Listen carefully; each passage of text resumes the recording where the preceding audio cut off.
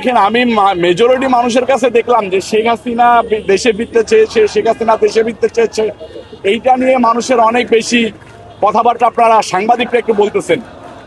শেখ হাসিনাকে দেশে ফিরানোর জন্য তো বাংলাদেশ গভর্নমেন্ট চিঠি দিয়েছে ভারতের কাছে। আমরা তো শেখ হাসিনাকে চাই, আমরা শেখ হাসিনাকে আইনের মুখোমুখি করতে চাই। তখন আইন সিদ্ধান্ত নেবে যে শেখ হাসিনা কি দোষী নাকি নিরপরাধ। যদি সে দোষী হয় শাস্তি ভোগ করবে, যদি নিরপরাধ হয় তাহলে সে খালাস পাবে সবকিছুতে।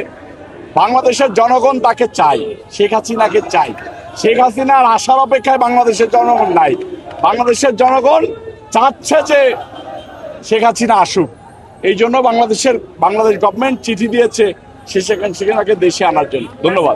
মনে করেন রাস্তার একটা জোকার কি বললো, ভিউ ব্যবসা নিয়ে ব্যস্ত থাকার জন্য গলাবাজি করতে পারে, সেই সব নিয়ে পলিটিশিয়ানদের কথা বলা উচিত না। কোনো নেশাখোরকে নিয়ে পলিটিশিয়ানদের কথা বলা উচিত না। সরি ভাই, আমি এই বিষয়ে কথা বলতে চাই না। শিবিরের ছেলেদেরকে বিভিন্ন জায়গায় ধর্ষণ মামলায় ধরা হয় এবং জামাতের নেতাদেরকেও, মানে সংসদ সদস্যদেরকেও দেখা যায়। তো বাংলাদেশের জনগণ যখন সচেতন হয়েছে যে তাদেরকে আর ধর্ষণ করতে দেবে না, তখন তারা ভিন্ন পন্থা অবলম্বন করেছে। সেটার পাহারাদার হয়েছে শিবির। আমি শব্দটা উচ্চারণ করতে চাই না। ধন্যবাদ।